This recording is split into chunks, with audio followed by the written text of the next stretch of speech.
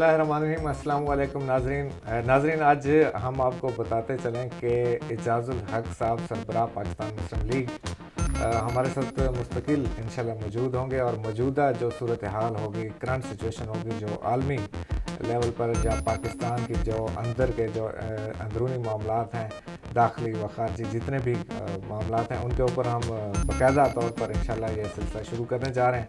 تو اس کے اوپر ہم گفتگو کیا کریں گے. بہت شکریہ اعجاز الحق صاحب کہ آپ نے یہ ایک سلسلہ شروع کیا ہے.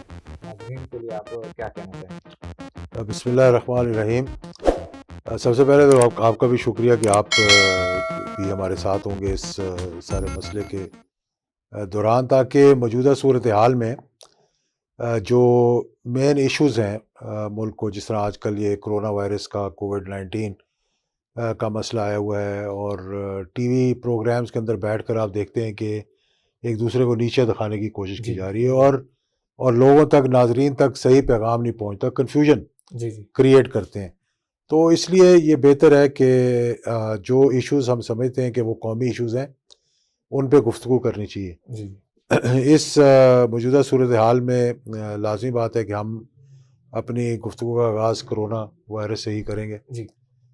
یہ اللہ کا شکر ہے کہ آپ نے دیکھا کہ دنیا کے بہت سے ممالک, خاص طور پہ چائنا اور یورپ میں یہ وبا جو ہے بہت زیادہ تیزی کے ساتھ پھیلی ہے, اور الحمدللہ ابھی تک پاکستان اس نیچ پہ نہیں پہنچا کہ خطرہ اس لیول تک پہنچ جائے.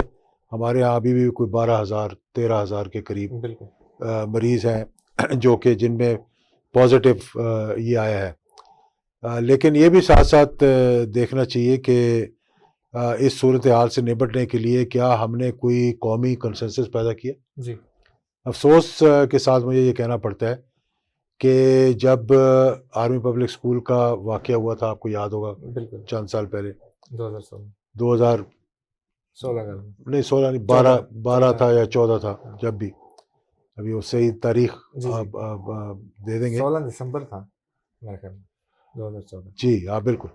تو اس میں آپ نے دیکھا ہوگا کہ اس کے فوری بعد پوری قوم ایک بات پر متفق ہوئی. تمام پولیٹیکل پارٹیز اور سارے اسٹیک ہولڈرز, یعنی کہ فوج بھی, ایک ٹیبل پر بیٹھے, نیشنل ایکشن پلان بنا, اور اس کے بعد اس پر عمل درآمد شروع کیا, اور ساتھ ہی ایک عزم کیا کہ ہم نے اس دہشت گردی کے خلاف کا مقابلہ کرنا ہے, اور اس دہشت گردی کی جنگ جو ہے وہ اس کی شروعات ہوئی. اور الحمدللہ آج آپ دیکھ لیں کہ ملک جہاں پہ باہر نکلنا, وردی پہننا, GHQ سے لے کر اور تمام ہمارے ادارے جو ہیں وہ محفوظ نہیں تھے, چاہے وہ ISI ہیڈ کوارٹر ہو یا FIA ہو یا IB ہو, اسی طرح سے اسکول ہو گئے, اپنا بزنسز ہو گئیں.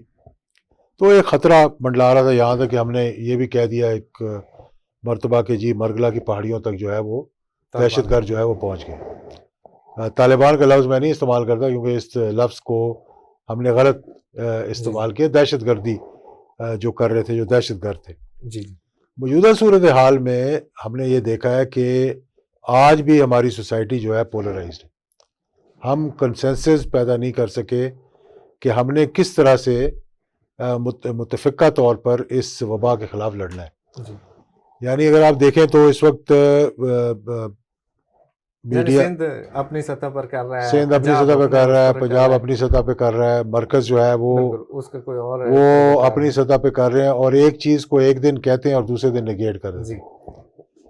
چاہیے یہ تھا کہ اس میں بھی ایک APC بلاتے, تمام اسٹیک ہولڈرز کو بٹھاتے, اور ایک مشترکہ لائے عمل بنا کر آگے چلتے. اور میں نے یہ تجویز جہاں جہاں میں پہنچا سکتا تھا میں نے یہ پہنچائی تھی کہ ہمیں چاہیے تھا کہ ہم اس طرح سے اس وبا کا مقابلہ کرتے جس طرح ہم نے ارتھ کویک کے دوران, یعنی آپ نے دیکھا ہوگا کہ جب ارتھ کویک آیا تھا, فوج اس کو لیڈ کر رہی تھی اور پوری قوم فوج کے پیچھے کھڑی ہوئی تھی, کیونکہ فوج بھی ہمارا حصہ ہے.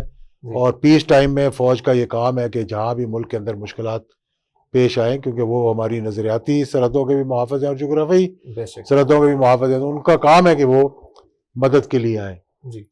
یہاں پر کنفیوژن یہ رہا کہ سندھ اپنی ڈگر پہ چل رہا ہے, مرکز اپنی ڈگر پہ چل رہا ہے, کوئی ایک اجتماعی طور پر ہم فیصلہ نہیں کر سکے. پھر ایک بہت بڑا جو مسئلہ میں ڈسکس کرنا چاہتا ہوں اور وہ یہ ہے کہ ہم نے اس ایشو کو بھی میں سمجھتا ہوں کہ صحیح طریقے سے ٹیکل نہیں کیا کہ مسجدوں کو کھولنا چاہیے کہ نہیں کھولنا چاہیے. جی جی تو قرآن پاک میں اللہ تعالیٰ نے کوئی 49 دفعہ لفظ عقل استعمال کیے جی اور کہا کہ ایک انسان کی موت جو ہے وہ ساری انسانیت کی موت. بالکل. اگر ایک شخص کو آپ ماریں جی تو آپ ساری انسانیت کا قتل کر رہے ہیں، اور ایک شخص کو بچانا ساری انسانیت کو بچانا ہے. بالکل.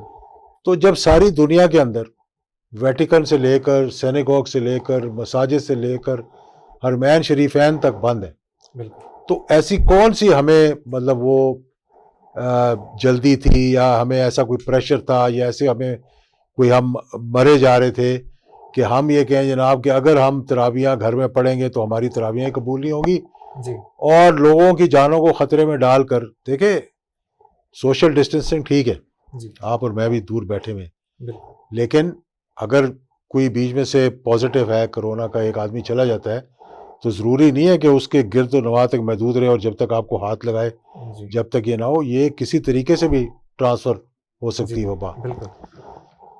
پھر آپ کو چاہیے تھا کہ جس دن وزیر اعظم نے یا صدر مملکت نے علماء اکرام کو بلا کر بٹھایا تھا، اس دن چاہیے تھا ڈاکٹرز کو بھی بلا کے بٹھاتے.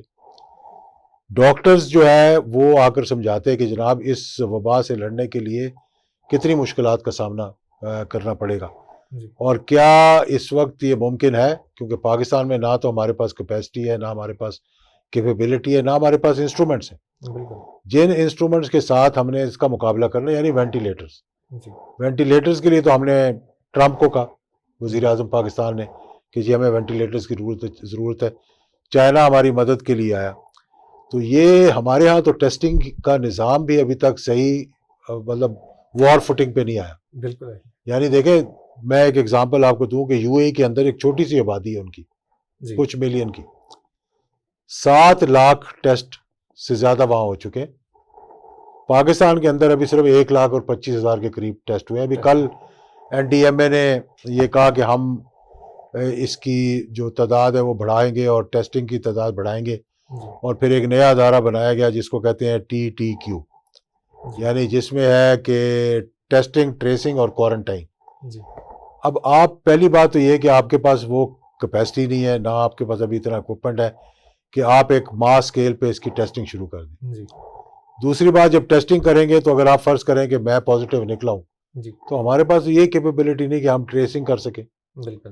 کہ میں پچھلے 14 دن کے اندر کہاں گیا تھا، کس سے ملا تھا، کہاں گیا تھا، چلو ایک شخص میں ہوں، آگے کس طرح پتہ لگے گا. بالکل. تو ان چیزوں پر ایک کنسنسس پیدا کرنے کی ضرورت ہے، کیونکہ ابھی ہم نے پیک نہیں کیا. بالکل.